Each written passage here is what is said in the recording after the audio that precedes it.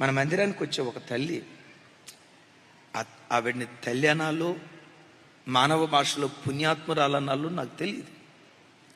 ఓ రోజు ఫెయితోలో మేము ఉంటే ఆ తల్లి వచ్చి వాళ్ళ కూతురు కూర్చి చెప్తుంది, అన్నయ్య అక్క మా పాప కొరకు ప్రార్థన చేయండి అక్క.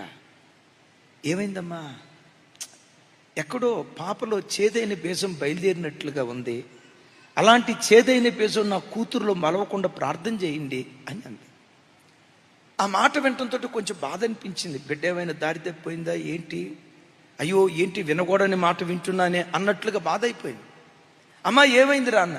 అట్లేం కాదన్నయ్య, అమ్మాయి 8వ తరగతి దాకా మంచి బట్టలు వేసుకోవే, శుభ్రంగా కాలేజీకి వెళ్ళవే, స్కూల్కి వెళ్ళవే, స్నానం చేసుకోవే అని 150 సార్లు చెప్పిన స్నానం చేయకుండానే స్కూల్కి వెళ్ళిపోయేది. ఈ 9వ తరగతి 10వ తరగతికి వచ్చిన తర్వాత ఏం జరిగిందో తెలియదన్నా. వాష్రూమ్కి వెళ్ళిందంటే సోప్ సగం అయిపోద్ది. వస్తుందా బట్టలు వేసుకొని అద్దం ముందు నిలవబడి జుట్టిట్ల ముందుకంటదట. నా కూతురును ఒక అయ్య చేతిలో పెట్టే వరకు కన్యకగా నా కూతురు నేను కాపాడాలన్నా.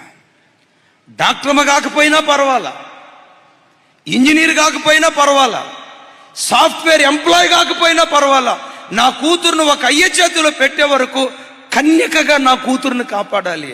నా ఆశ దేవుడు తీర్చేటట్లు, నా కూతురు విషయమై నేను తలదించుకునే పరిస్థితి నాకు రాకుండా ఉండునట్లు వలవల ఏడుస్తూ నా బిడ్డ కొరకు ప్రార్థన చేయండి అన్న. నాకు అప్పుడు అనిపించింది, ఎంత బాధ్యత కలిగిన తల్లి. Download ShareChat.